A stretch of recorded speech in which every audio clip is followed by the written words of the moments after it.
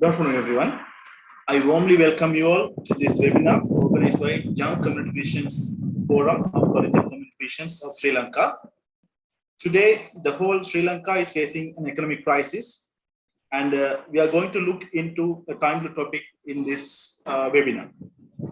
So the topic of today will be looking after our mind and money amidst the economic crisis.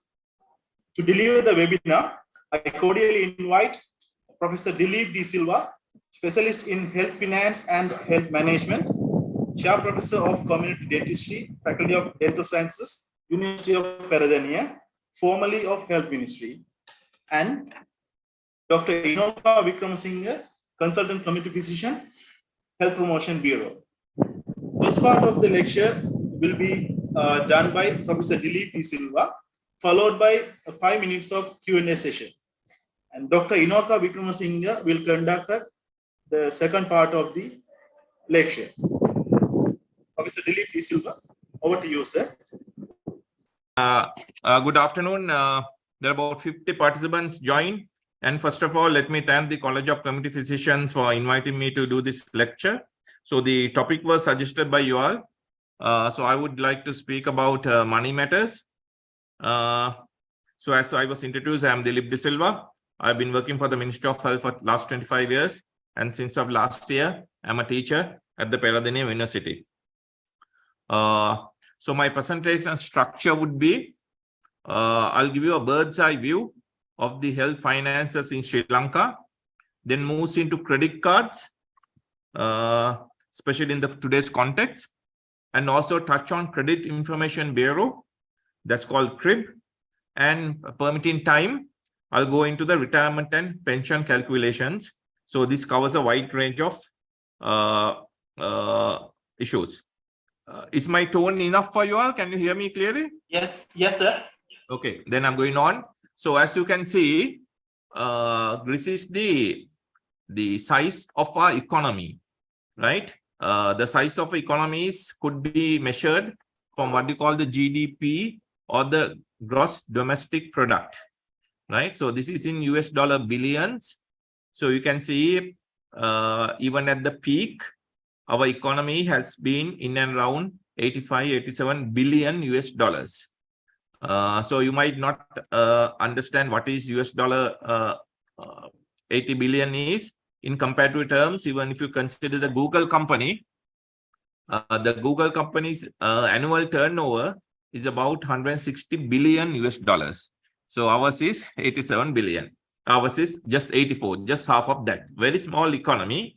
And if you see this slide, due to the current crisis, our income has even reduced. So out of the small economy, the health sector gets no more than 3.4%. That is including the government sector and the private sector. Both put together, for health, we are spending only about 3.2 to 3.4% annually. But if you consider the world average is about 10 to 9% of 9 to 10% of GDP should spend on health. And out of the total, that is the total GDP, that's the total income. But if you come to the government expenditure, health sector gets only about 6 to 8% of the total government expenditure. From the total money expended by government, we are getting only about 6 to 8%. That is, if we are spending 100 rupees by the government, health gets only about 6 to 8 rupees. Due to those reasons, the out-of-pocket expenditure, what's called loops, has rising, is exceeding 52% now. And the government contribution to the health now has gone down up to about 43%.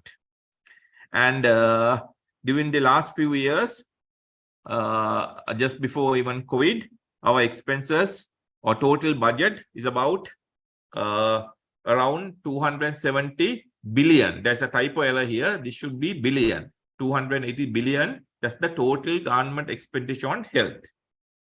So if you consider the government expenditure as a percentage of the total GDP, it has been in and around 2%. So it has not gone up. There's a slight variation. So these over the last 20 years and even before COVID and economic crisis. So over the years, we have been spending only about 2% on health by the government, 2% of the GDP. And if some things that you can spend 6% next year for 8% next year, I mean, those things will not happen. I mean, as you can see, if you have been spending only around 2% for last 20 years, I don't think it could be changed overnight, especially given the economic crisis of the country. So in short, what I was trying to explain is our economy is small, therefore the fiscal space means the ability to spend on another, the ability to spend, we'll say, on health without jeopardizing the other ministries. Or, I mean, why can't we increase the expenses on health? Because if we try to increase the health expenses, then you have to cut short the education, the social ministries, the defense, so on and so forth. That's called the fiscal space. So we have a limited fiscal space, and we have been using only about 2% of the GDP over the last 20 years. So I wouldn't think that there will be a big change to this pattern. So, and top of that, for our education purposes, this is I did as 2021, fairly updated. As you can see, I have put in red. The government spends about 4.1 million only as the recurrent cost to train a medical officer. Only the recurrent costs. We are not calculated the capital cost for obvious reasons, because capital expenditure is not the same in if you consider the University of Colombo and Peradeniya, the land value is totally different. So capital cost we are not considered, but we have considered the recurrent cost, and you can see the government spends about 4 million Sri Lankan rupees to train one doctor for 5 years. So at the moment our intake is about 2,000. So you have to 2,000 into 4 million is how much? 8,000 million. That is 8 billion goes for training of medical graduates alone. And out of all the undergraduate programs we have in the country, dentistry is supposed to be the most expensive, which is about 8 million Sri Lankan rupees per student.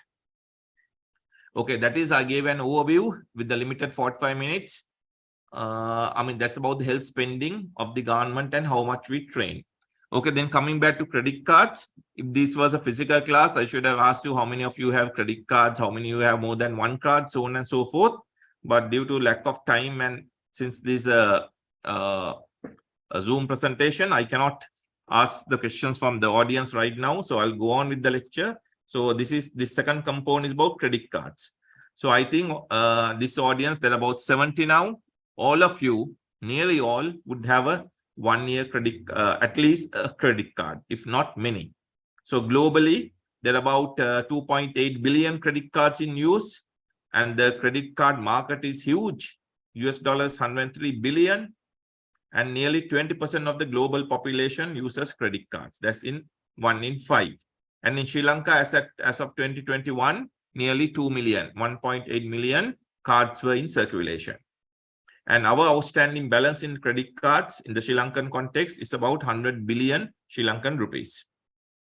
So credit cards have changed the pattern or the habits of spending over the last few decades, especially the habit of spending among the young people. And as you see, many people have gone into debt because of misusing credit cards. And as you know, there are different types of credit cards called Visa cards, MasterCards, Amex. Those are the issuing companies which issue the credit card with their logo. Like if I issue a card saying Disillo card, nobody will recognize it. But if a Visa card is issued, if you are using that, you can use that card anywhere in the world.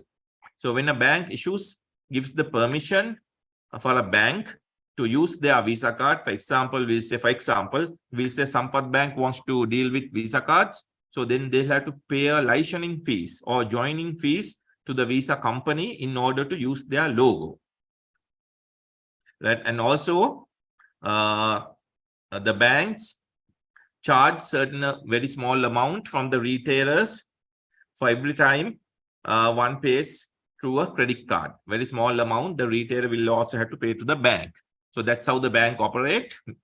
They have to pay a big sum of money to update the licenses to get the credit card logo, maybe MasterCard, maybe Visa, maybe Amex.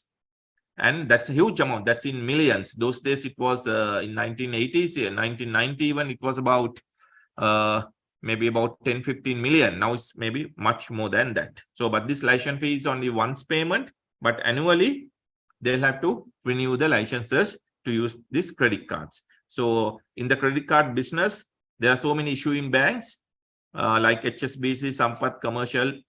I mean, we have about 25 banks now. So most of them have issued credit cards, either Visa or MasterCards, whatever. And they charge annual fees from you. Every year you have to renew the card. And also, if you don't pay in time, they charge the late fees where the interest is very high. And also, as you know, all the banks give a grace period. In the today's context, the grace period varies from 41 days to 56 days, depending on who is your issuing banker. So certain banks give a credit period of grace period. Grace period means if you settle in full, you don't have to pay a single cent of interest. So grace period varies from 42 days to 56 days, depending on from which bank you have taken the card. So then what are the main reasons to hold a credit card? That is, you can purchase goods and services from millions of merchants anywhere in the world if you are using internet. And you can purchase online.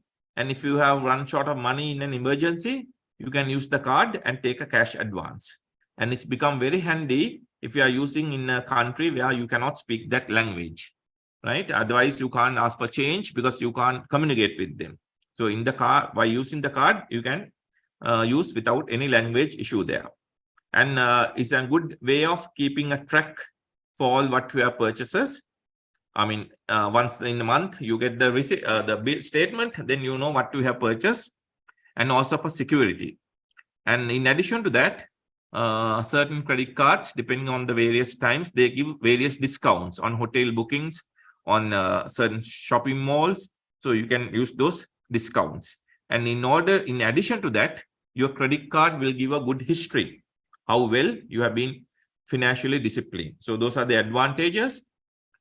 And as I said, grace period differs from bank to bank. Now it's between 42 and 56 days. Earlier it was 30 days.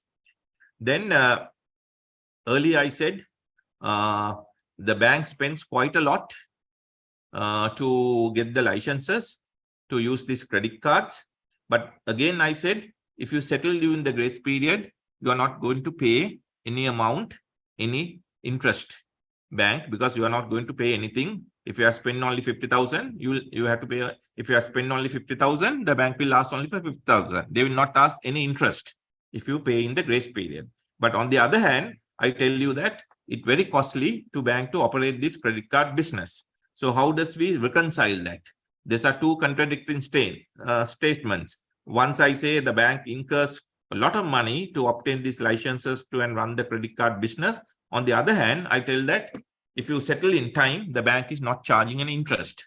So as you know, the banks are profitable organizations. They're not charitable organizations. So how are they going to run the business?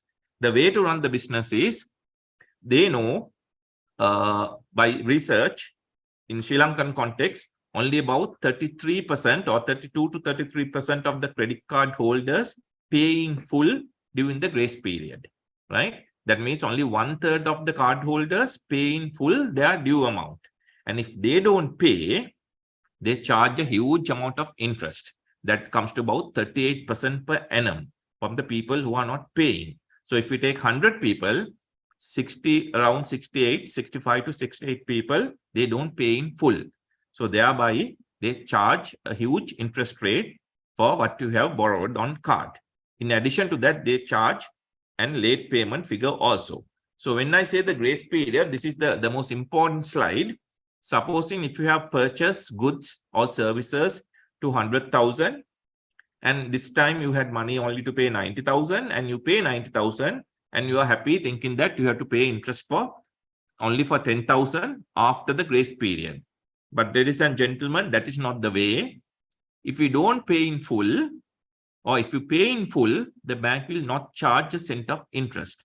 But if you don't pay in full, even if you have borrowed, if you have purchased only for 100,000, and even if you have paid 99,000, Even if 1 rupee is not settling, to be settled, they will charge the interest for the total 1 lakh, not for the balance outstanding, but for the total amount what you have purchased.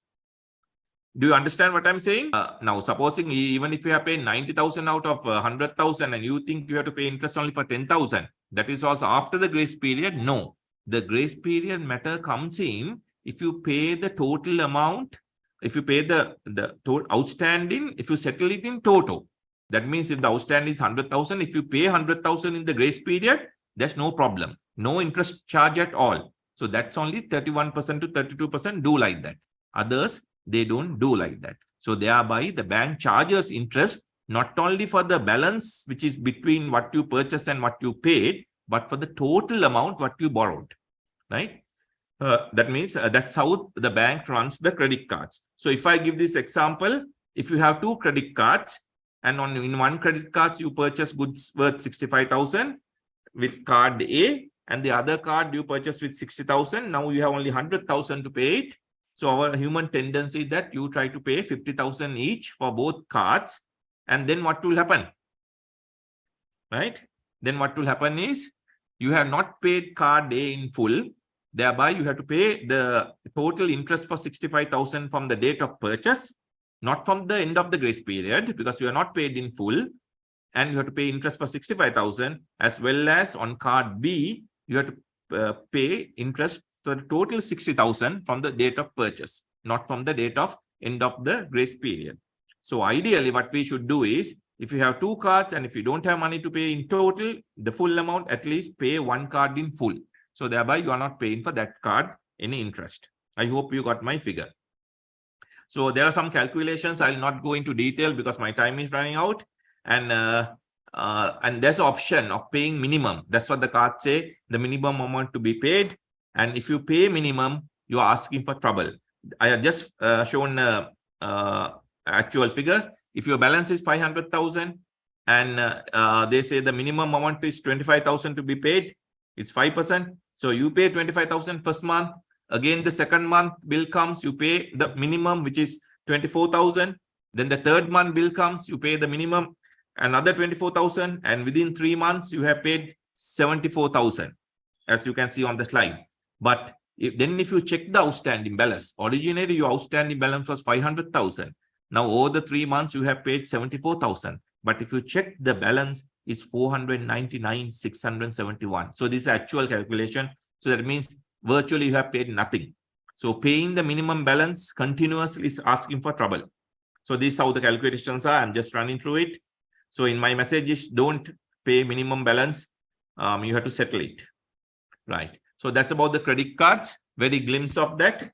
Then I have about 10 minutes more. Then I'll speak about the Credit Information Bureau. That's an agency which was started in order to have a better financial structure in the country. It was started in 1989 and that passed in 1990. So, and this is private, the government and the private sector has got together. It's an agency owned by the government sector and the private sector. Mainly all the banks are members of this Credit Information Bureau. And what happens is, when you take a loan, when I say loan, it may be a leasing or a hire purchase or a personal loan or a vehicle loan, whatever, your name goes into CRIP. That means a record. When you take a loan, they will ask you to sign some documents, and one of those documents is you are giving your consent to put your name to the CRIP, and the CRIP picks you up from your NIC number. And the act of the CRIP in 1990, it takes only about the credit details. It has no details about your deposits. That's called the your deposits, investments. They have no details about those things, but all the loans, they have details. So Sri Lanka was the first South Asian country to form this Credit Information Bureau, and it was an initiative of the central bank. And the objective is, as I told, the overall credit culture. So it's a private public ownership, central bank and other banks. So these are the things which will go to the CRIP. All loans, leasing, hire purchase, check return. That is, if you issue a check without sufficient funds on the account, the check will be returned and your name will be gone to the CRIP. And all credit card details, how much you have purchased, how much you have settled, and all. In addition to that, if you are signed as a guarantor, that detail also goes there. So what's the bad side of it? Without your knowledge even, you might have a bad crib report. In the sense, you may have give a check, but that check got bounced because you didn't have money at that time, then your name goes. Then you may have signed as a guarantor for one of your friends for a loan, and your friend has not paid the loan. Then you for 3 months, then your name will be tagged in the credit report. So, and as a result, if you want to take a new loan, when you go to the bank, they will say, we have to search for your crib. Crib means your Credit Information Bureau report. So they will check it, and if they found your report is not sound, they will not give the loans, or either if it is acceptable, marginally acceptable, they will give you the loan at high interest rate, because from their point of view, you are not a good customer. But if your reporting is very bad, they will not give the loan at all. But on the other hand, if you have a good credit report, you can bargain from the banks to get your interest rate reduced. Okay, just a good practice is that the crib report, the crib head office is in Colombo. You can go there, pay. You have to go with your identity card in person and get your crib report by paying. Those days is about 250 rupees. I don't know whether they have increased it over the last year. Then they will give you the crib report then and there.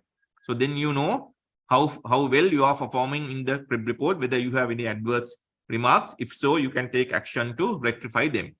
Otherwise, if you it's always better before you apply for a loan, you get your credit report yourself.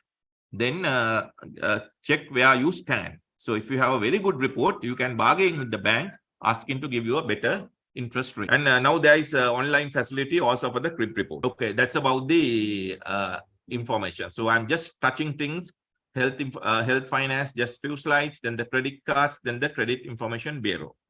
Then I thought, considering this economic crisis, many people want to leave the country to join other associations and international associations, or to migrate.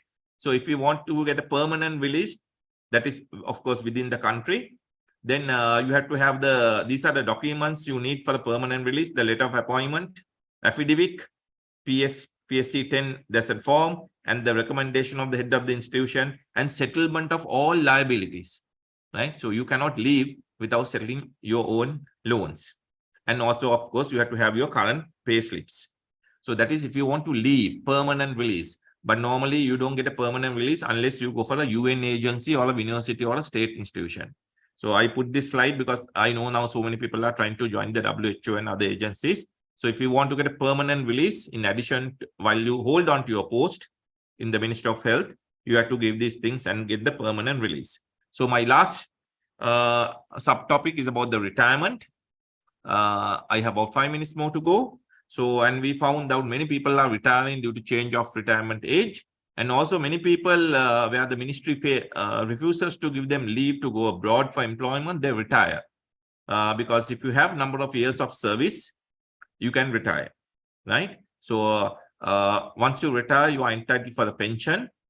And many people think your pension will depend on the age, but it's not necessary. Your pension will depend on the number of years of service you have. Of course, your age is positively related to the number of years. When you are 60, you normally have about 30 years, 35 years of service.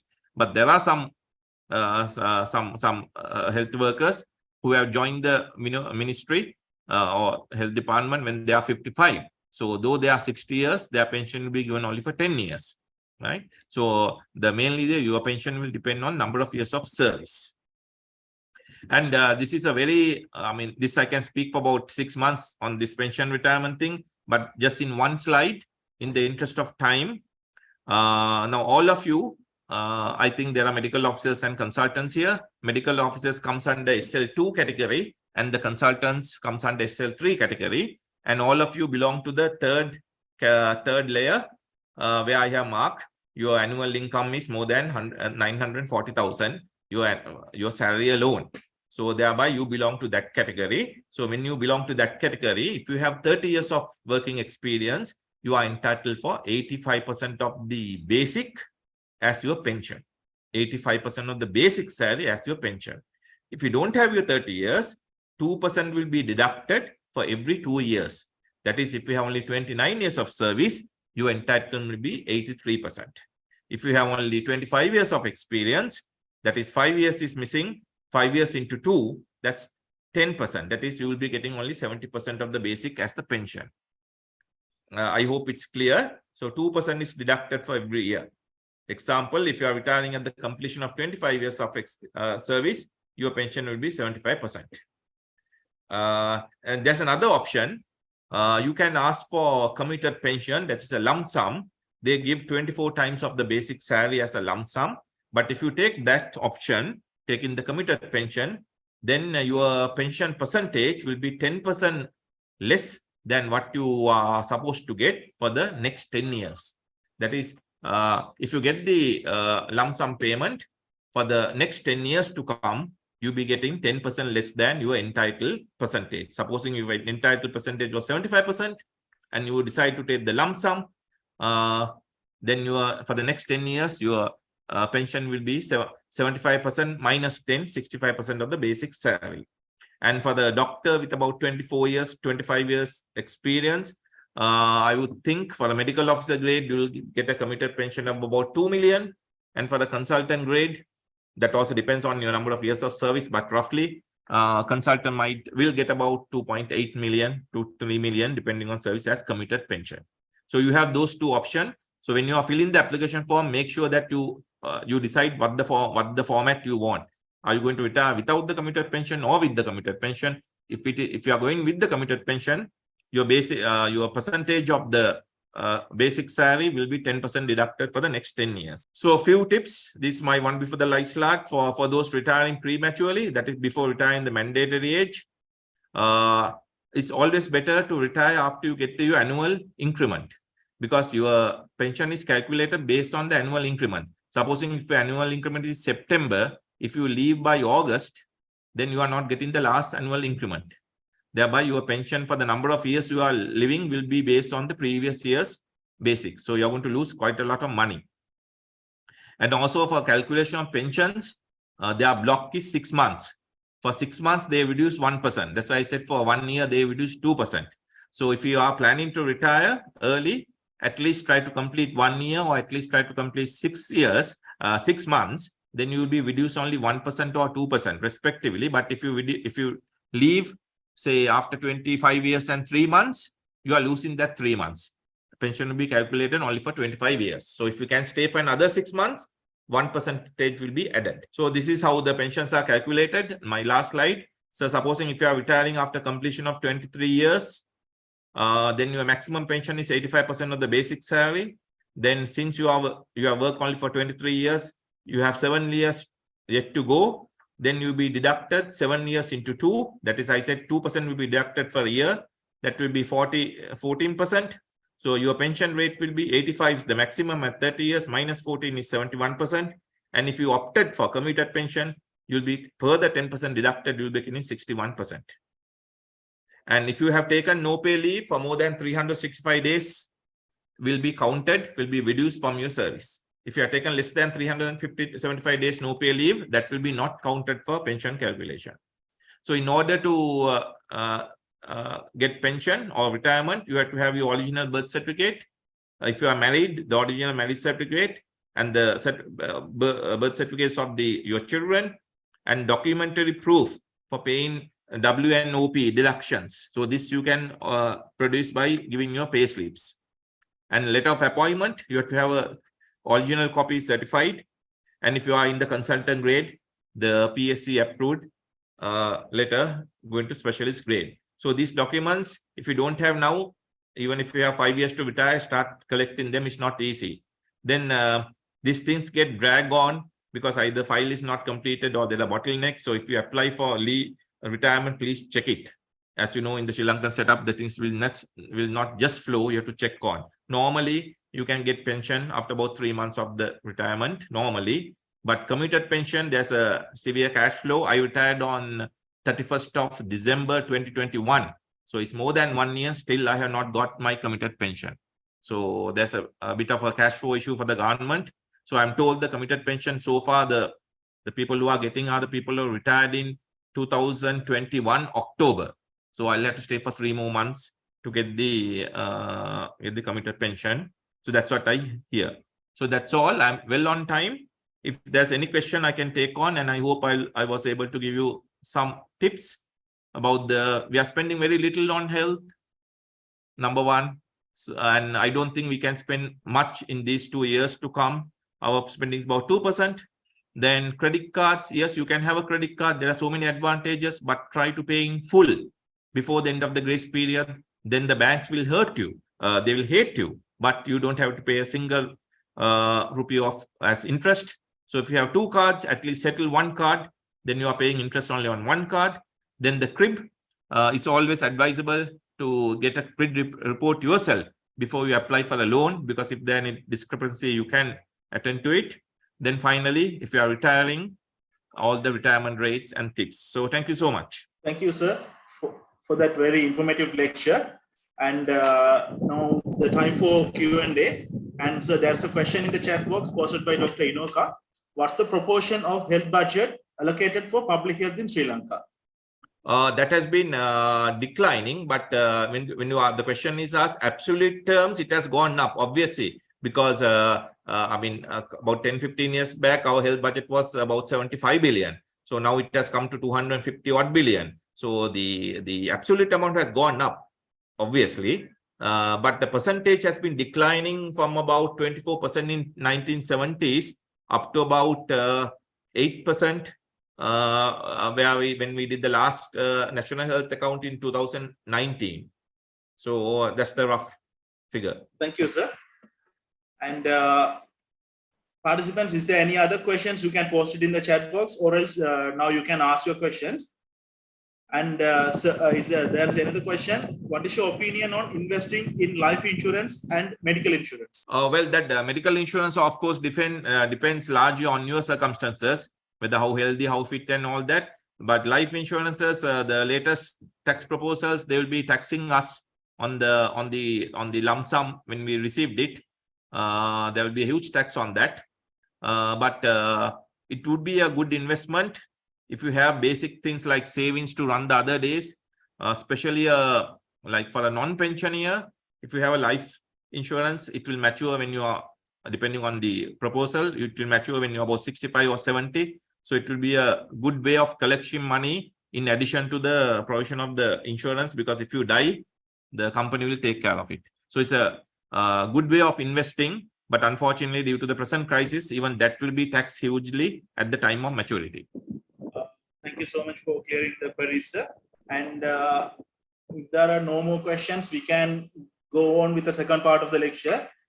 So we'll wait 1 more minute for the questions. I hope it was clear for many people. There are about 85 now. Yes, sir, 85. So there is another question. Is it beneficial to invest on property like land or gold? Yes, property is beneficial, but you have to be very careful. That's the way, your tax people will come behind you, because all the properties purchasers will have to be taxed by the province or the local authorities, and that will invariably go to the income tax.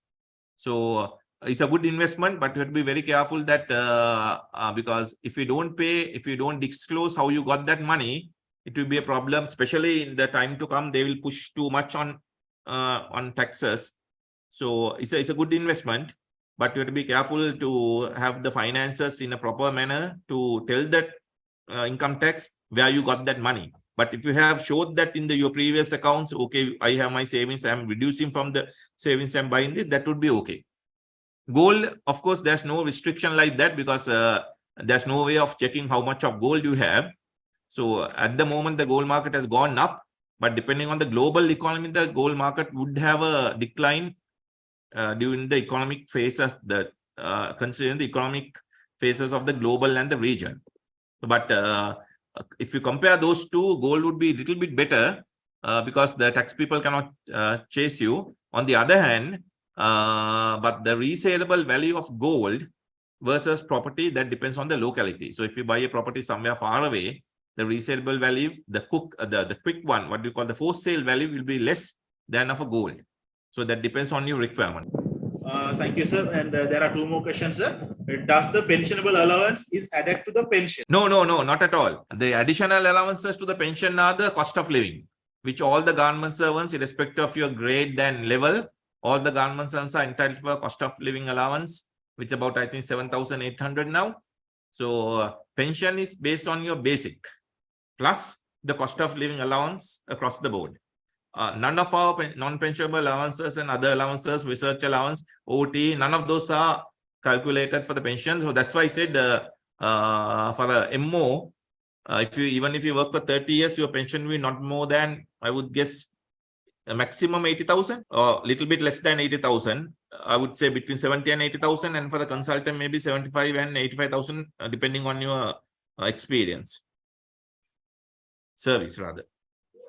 Thank you, sir. And the last question is, do we need to open tax files if we don't have one? If you don't have? Do we need to have open tax files if we don't have one? Of course, the latest amendment to the Income Tax Act is that any person earning more than 100,000 per month. So that is our laborers will be getting more than 100,000. You have to open a tax file. That's the rule. But how they are going to implement is not very clear.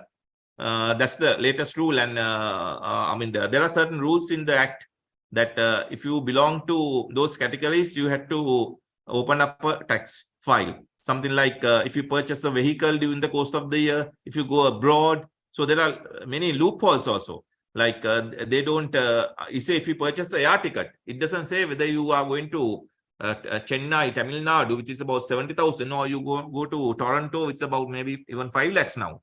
So there are certain conditions. If you come into any of those, you are bound by the law to open a tax file, and you can't say that you didn't know the law, because as a citizen, you have to know the law of the country. Thank you, sir.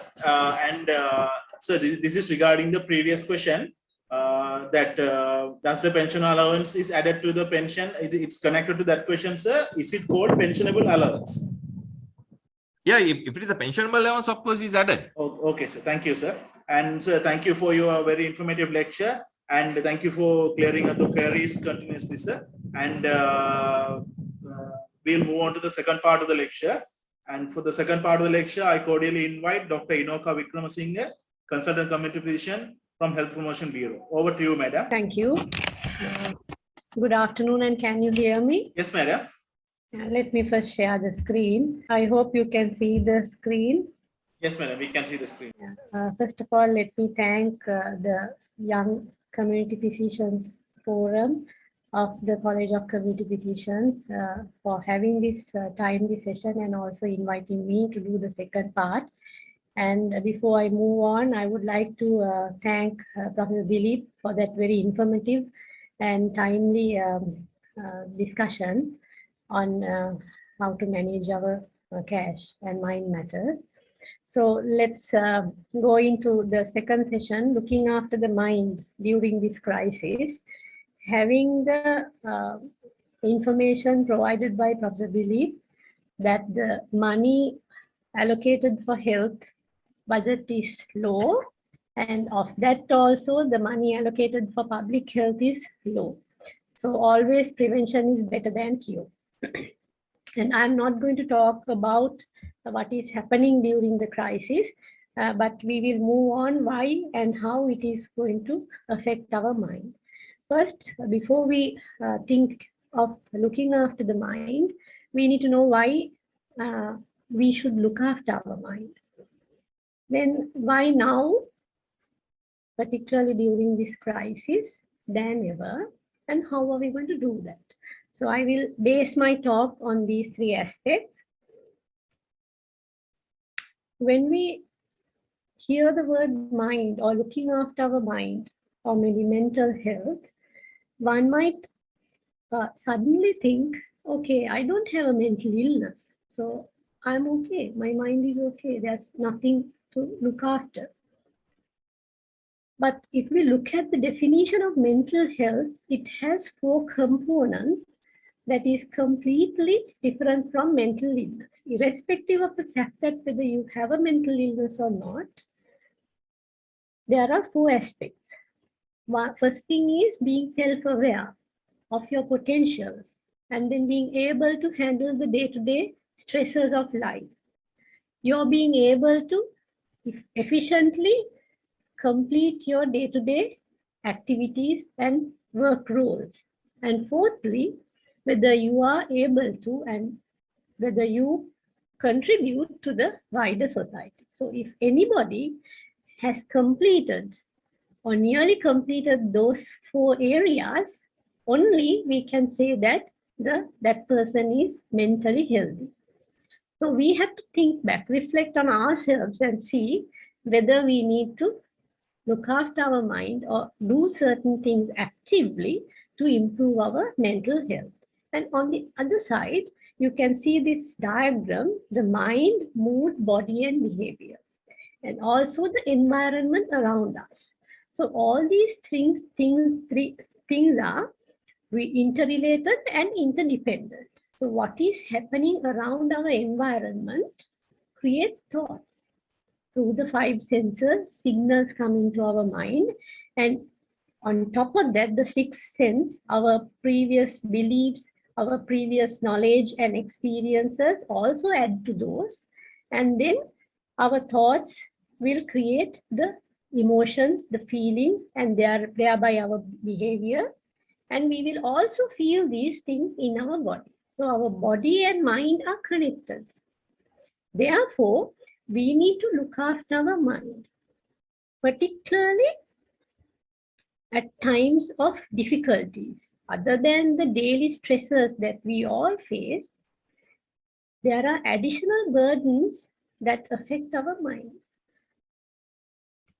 So that is why it is extremely important that we look after our mind at this moment, that we are all facing an economic crisis or an economic downturn, which we have not faced before. And also we need to look at the social determinants, wider social determinants of mental health that operate for creative mental health for all of us, not individually, then family level, community level, and as citizens of a country. So if we say that, okay, mental health is just something that we need to do as individuals, no, because there are wider social determinants. Now, during this economic crisis, there are pay cuts. Also, our income has not increased. Some people lost their jobs. So there is income inequality. And the evidence suggests that the income inequality independently is associated with depression. That is the other extreme of the mental health and developing a mental illness. Then there is unemployment or underemployment. Some of the industries were closed and are facing a lot of issues. Even us, the state workers, because of the inflation and that our income is not increased or stable, we face the pay cuts or income reduction. And the food prices are going up, therefore there is food insecurity, and the research shows that the mothers, because of food insecurity, mothers are under so much pressure, so they are actually at risk of developing major depression or generalized anxiety disorders. And seeping through the parental distress or stresses, the children also develop behavioral disorders. And also, because of these conditions at home during this current period, there could be adverse childhood experiences. Starting from food, there may be violence at home and other poor experiences which will lead to this child may have associated substance abuse, violence, or suicide or deliberate self-harm in the future. And we also see in the society that there is discrimination and other forms of social exclusion, which may have associations with lack of self-esteem, depression, and other mental illnesses. So as a whole, the society as a whole is under pressure or stress due to the economic crisis. So it is important that we look after our mind at all the times, but now it is more important because the burden from outside is more. But talking particularly the impact of economic crisis on children, I thought I must talk a little bit on this. Now most of us are either parents. We are parents, so we face a lot of pressures from outside because of the economic issues. Because we are trying to meet the two ends. Therefore, the parents are under stress. And some parents, because of the fact that their income has to be increased, they may be working on longer hours. So parents have less quality time with their children, or the parents may be insensitive to the needs of the child. Therefore, child may lose the quality time of the parents on one hand, and also lose the time and the parental attention that will help them for better exposures. And also, even before this crisis, Sri Lanka, out of 6 Sri Lankans were faced with multidimensional poverty. So we had poverty, and it is now increased and increasing. This will lead to poor nutrition, and studies have shown that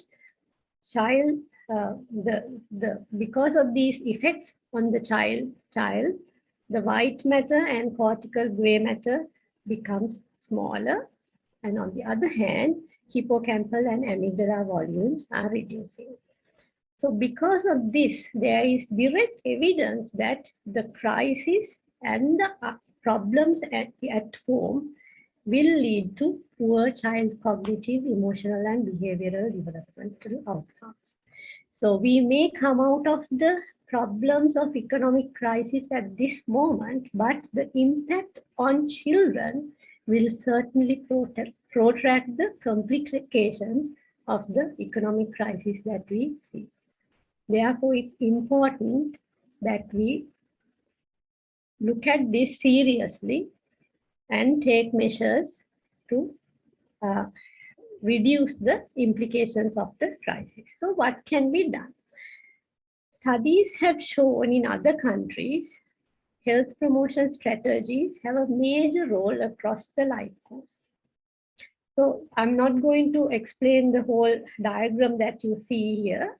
So interventions could be throughout the life course, even prior conception. If it is not a pregnancy that is needed, prevention of pregnancy, family planning is important than ever. And during prenatal period, prenatal care, home visits, early childhood. So all the public health preventative and promotive actions have a role in supporting us in having good mental health. Particularly parenting skills training, social and behavioral skills training, also with the educational reforms, classroom-based curriculum or skill-based curriculum changes, also preventing substance abuse and managing emotions, particularly aggressive behavior, and prevention of other mental illnesses. So we need to focus on these things actively at individual level, at community level, as well as at policy level. So mental health or looking after our mind is not just the business of the individual, but it has to be in all levels. So if we look at the higher level interventions for mental well-being or promoting mental health, start from policy. It's not just health policy, but you could see that education, then housing, employment, all those areas have an either direct or indirect impact on mental well-being. So policy level changes need to be done. Also, there has to be social security systems and social protection systems for people, particularly those who are at very vulnerable levels. Good governance and equity. There should be fairness. So if we go out on the road and see always unfairness, or if we if we are faced with unfairness at workplaces, then that is not going to help us whatever we do inside our minds, because the environment around us has to be conducive for us to have better health, and also particularly the mental health. Then employment stability, because we saw that underemployment or unemployment will certainly affect our cash. Continued education of children. Unfortunately, in our country now, because of the COVID issue, still the lagging behind of the education is continuing.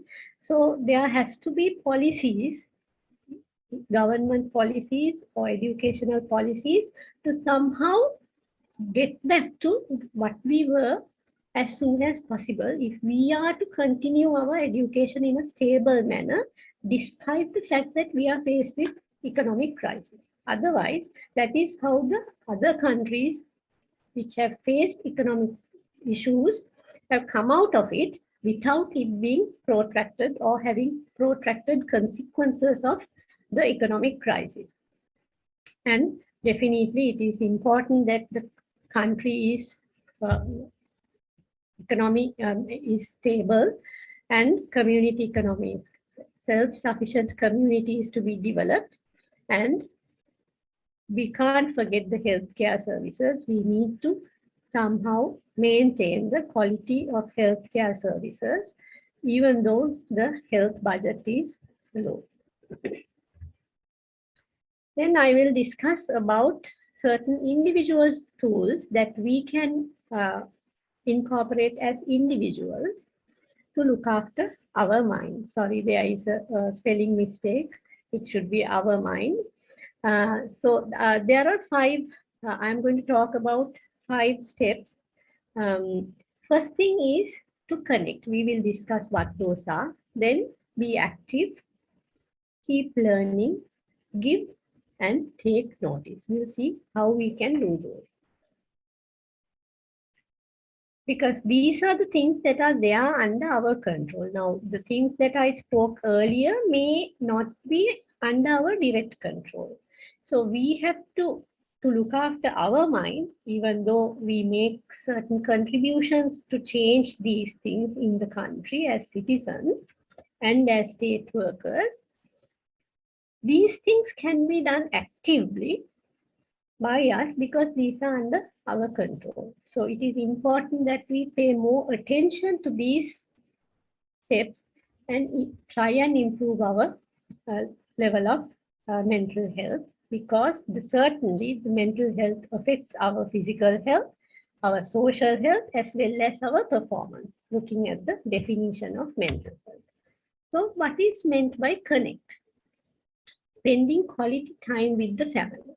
So now our families, because of the busy schedules, we are used to sit in front of the TV and have our meals. So fixing a time to dinner is the best time where all the family members get together.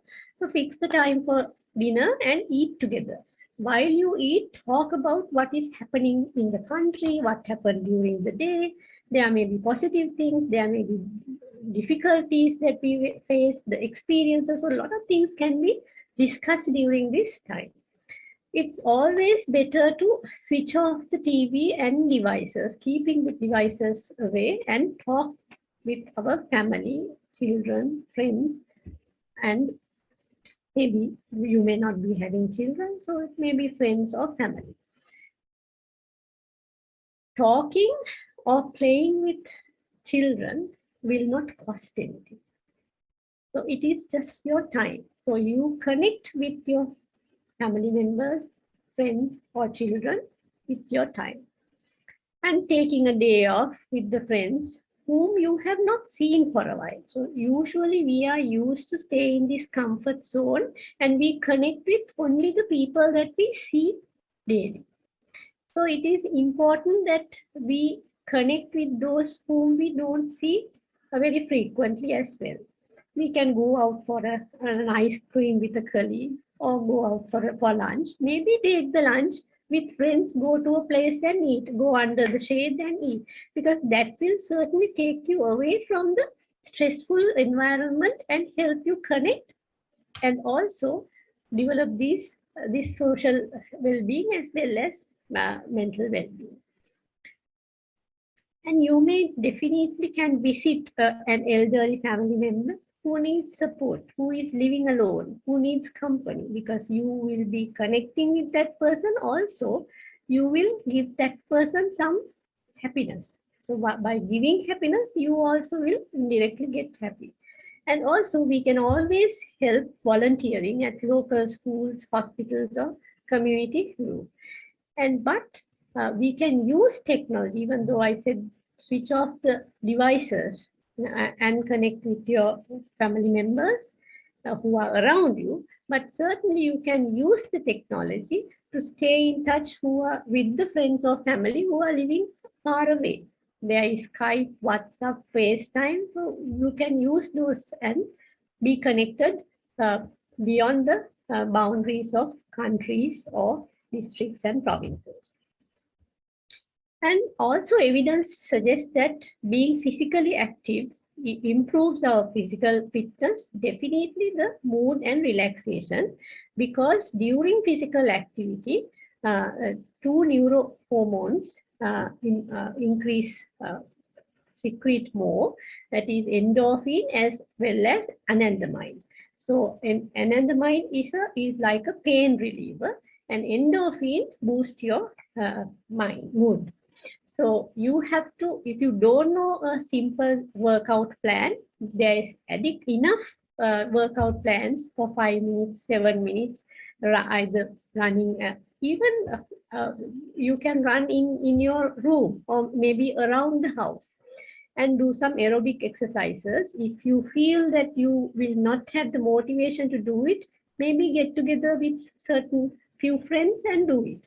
So you have to start the workout. And it is proven that the updated scientific knowledge says that only aerobic exercises or only cardio exercises will not be adequate for physical fitness. It is important to strengthen muscles and also improve the flexibility. So you can download a video and do it in front of your laptop. And sometimes if we are having any disabilities, or if you are a wheelchair user, there are enough advice for wheelchair users or people who have certain physical disabilities also to be active. So if a person like that doesn't know how to do it, again, use the technology or help such a person to use the technology and be active. Then learning new skills. Now we are very busy with our MSc work, MD work, and day-to-day our routine work. So while we are doing those, there are so many things that we can learn. The new skills doesn't mean doing a postgraduate exam or anything like that. Learning to cook something new, even doing a presentation and improve your presentation skills. And particularly at this point, learning cash management tips. Do we document the cash, our expenditure and income? And do we prioritize our needs over wants? So these cash management tips can be learned. Then also we can start helping another person, mentoring a junior staff member. So you will learn to be a mentor.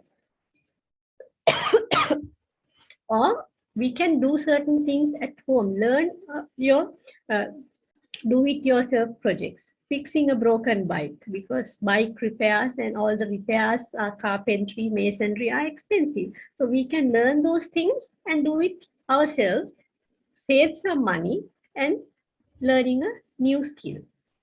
Then we can do, there are so many, a range of online courses, learning new languages, practical skills. We can log into sign up to an online course and learn those new skills. Also, start on new hobbies that will challenge you. Writing a blog, not just small. If you're very keen on maybe playing an instrument or singing or dancing, collecting stamps, planting or anything, that is very good. In addition to those, we can use a challenging hobby. start a challenging hobby, because that will really get you into the focus and maybe take you away from the stresses of the additional burdens and day-to-day life, while helping and supporting you to learn a new skill. Giving others. So giving means, that doesn't mean that you have to give a whole lot of money or maybe other types of goods for others. So you can do that if you have adequate funds, and if you're willing to do that. There's no restriction for that. But saying thank you, looking at a person's face and saying good morning in the morning. When you come inside your workplace, do you say good morning to the security officer? Or when you go out, do you just give a wave and say thank you to the security officer?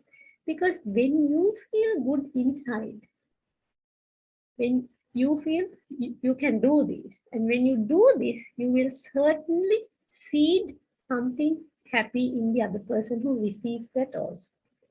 So giving will certainly be beneficial for the person who gives it, because you're giving something, and the person who receives it.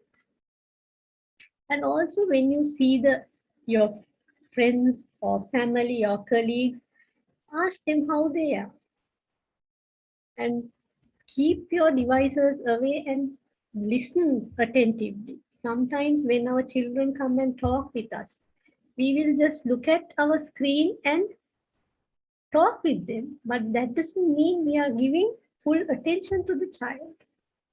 So giving means you give your time, you give your facial expressions, you give your emotions. Those don't cost anything.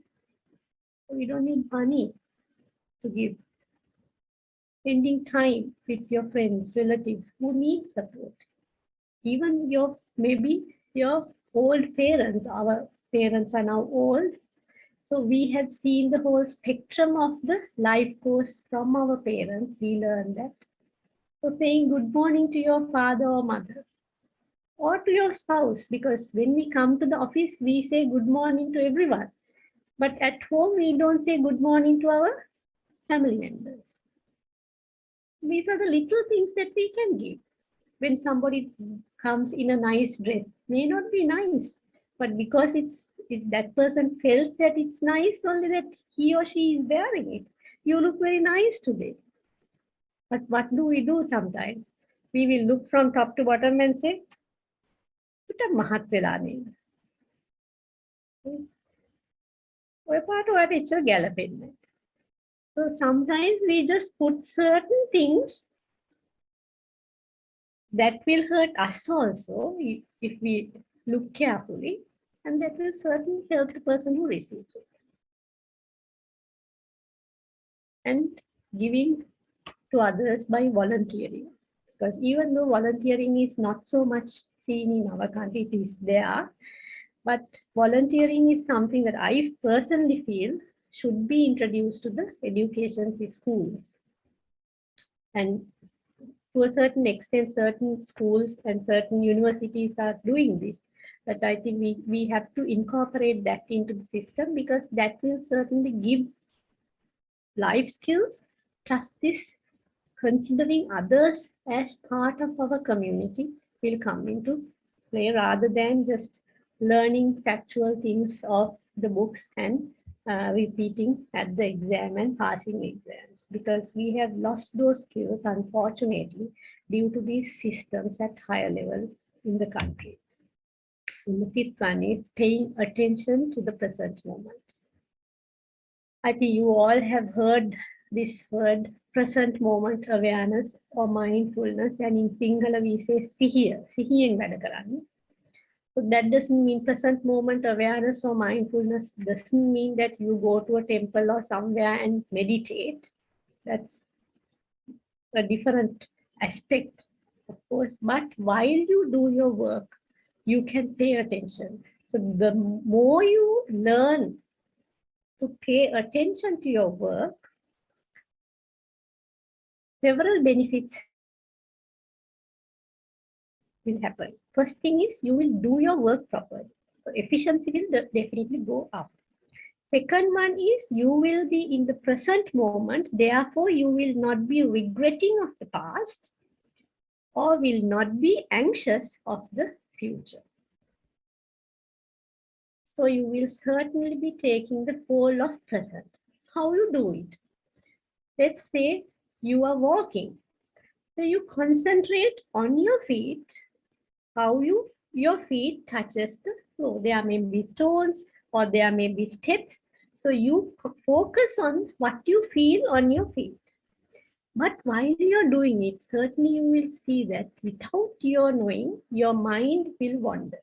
That is a very normal and a natural thing. So, but we get disheartened.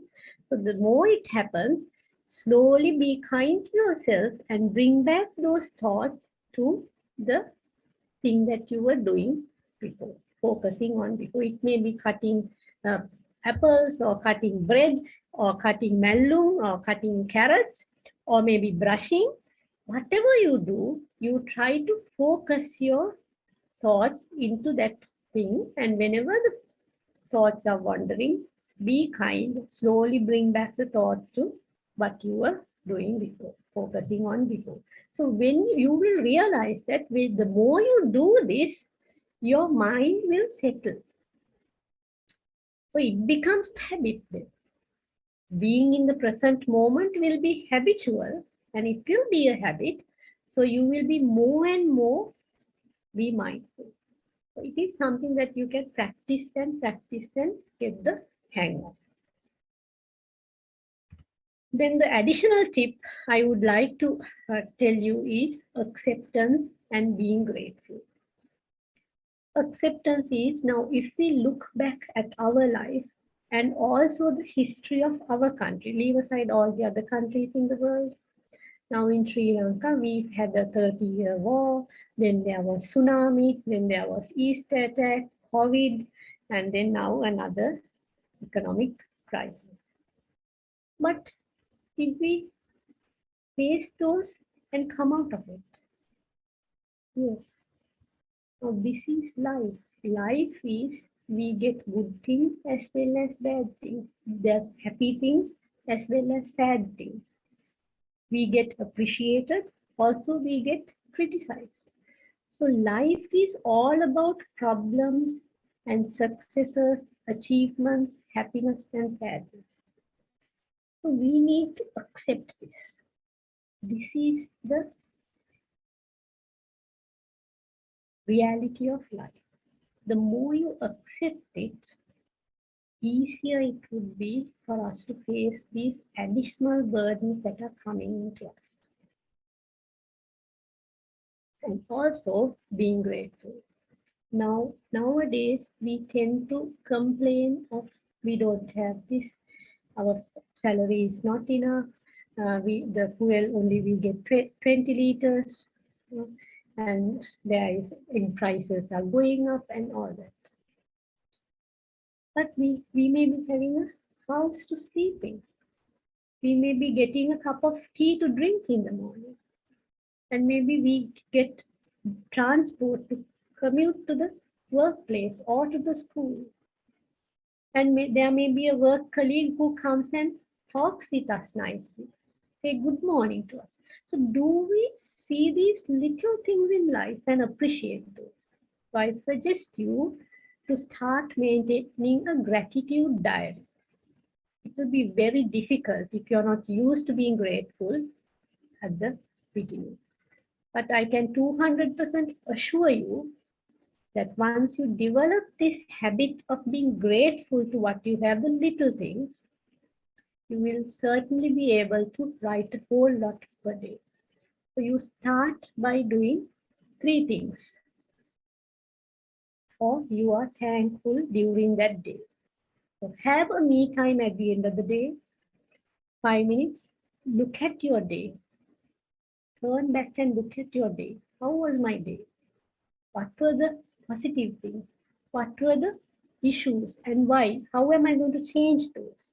And what things that I can be thankful for? Have we ever thought how important the little finger is when our ear scratches. When we teachers, we can use the little finger. Are we thankful to our little finger? Without our thumb and these two fingers, index and the middle finger, can we hold our pen? Are we thankful to our thumb? Have you ever thought of those things? So this is the time that we use this opportunity to look at life in this instant. Look at the little things in life, and can we be happy of these things? Anyway, I think in our today's forum, all of us have a job. All of us get some pay. It's not the some pay actually. We get a very good pay, even though comparably with the other countries, we may be having a very low pay, but we are getting a pay at the end of it. Be thankful for that. We are all, now I am seated in a very comfortable room with AC. Are we grateful for that? Because of this technology and Wi-Fi, we can do these things even at a distance. A lot of people have joined in. How thankful. So the moment you accept these issue problems and be grateful to the little things in life, think for yourself how you feel. So being happy or looking after our mind, even though there are so many social determinants which need to be addressed, we also have a huge part that we can do actively to improve our mental well-being. And lastly, if we still feel that we can't handle this alone, there's adequate support available. Seeking support is not a weakness. So we need to seek support if needed because we are not alone. Some people, when it comes to mind matters, find it hard to go and physically meet somebody and ask for help. So in that case, there are so many helplines. 1926 is the National Institute of Mental Health hotline, 24 hours it's working, and 1333 is also another free counseling helpline. 1948 is the hotline of NATA for substance use, particularly tobacco prevention. Then 1999 is the hotline of Health Promotion Bureau. Then there are other organizations like Shanti Margam, Sumitrayo, Sahanaya, and there are counselors and a good mental health system in the country. So we can use these support networks if we feel that we are overwhelmed with the pressures of life. Before that, we need to first be connected and use the resources around us, who are our family, friends, colleagues. If we can't do that only, we go for other specialized support, because seeking support is definitely not a weak thing, but a wise thing to do. So that's all that I need to tell about looking after our mind. We also have a role to play, a very big proportion that we have to do actively of the things that are under our control, and also contribute to the wider social determinants of mental health. Then we can have complete mental health or completely look after the mind. Until such time, it's our duty to look after our mind, because that will certainly affect our body and the ones who are around us as well. I wish you all the best. And are there any questions? No questions. Thank you, madam. And this is time for the questions. If you have any questions, please post it in the chat box. Otherwise, you can ask directly to the presenter. Okay, since there are no questions, we'll wind up the session. And finally, dear sir and madam, thank you so much. Yes, madam, there's a question, and cultural and religious aspects regarding, I don't know, cultural and religious aspects. Cultural and Shani religious Babin. aspects. So now I think what Dr. Pushani is asking is whether cultural rituals and religious rituals have a role to play in mind, looking after mind or mental health. Is it what you are asking, Dr. Pushani? Yeah, the culture and religion play a major role. So those things that the culture and religion both help us to connect with others, the ones who are around us. So the ones who are culturally maybe similar to us, we find it easier to connect with them. And the religious places also, I mean, going into the religious rituals, religious places also improve connectedness or society. We are connecting with the society as well as connecting with our whatever the beliefs. So that helps us to relieve our stresses as well as to improve our mood. So certainly culture and religion play a major role. But on the other hand, culture and religion can create discriminations and create issues.